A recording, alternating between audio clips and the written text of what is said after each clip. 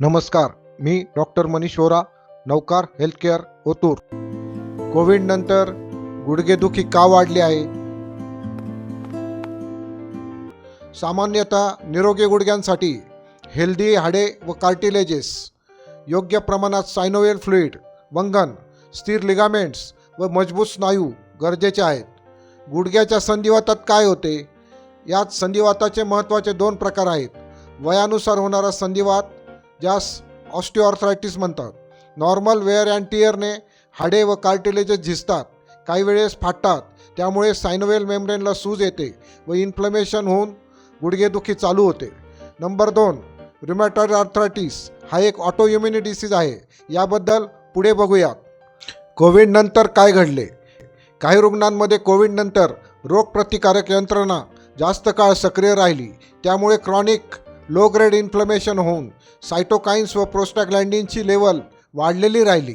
ही viral इन्फेक्शनशी लढण्यासाठी उपयुक्त असली तरी जास्त काळ वाढलेली राहिल्यामुळे सांध्यात सायनोव्हियल मेम्ब्रेनला इन्फ्लमेशन, सूज आली, कार्टिलेजेस डॅमेज झाले, हाडे स्नायू कमजोर झाले आणि वेदना वाढल्या. तसेच कोविडमुळे रक्तवाहिन्यांमध्ये अडथळा निर्माण होऊन सांध्यांना रक्तपुरवठा कमी झाला. त्यामुळे इन्फ्लमेशन दीर्घकाळ राहिले.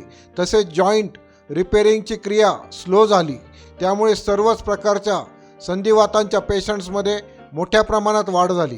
काही रुग्णांमध्ये इम्युनी सिस्टीम ओव्हर ॲक्टिव्ह होऊन ऑटोइम्युनी डिसीजेस झाले. म्हणजे काय?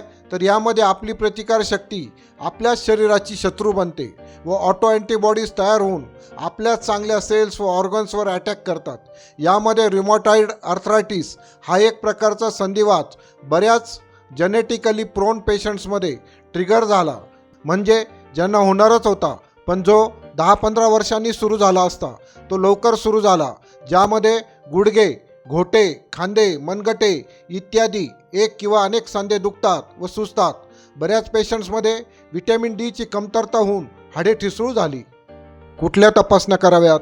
ESR, CRP, rheumatoid arthritis test, vitamin D, calcium, CBC, x-ray किंवा MRI व इतर गरजेनुसार आपल्या फॅमिली डॉक्टरांच्या सल्ल्याने तपासण्या करणे.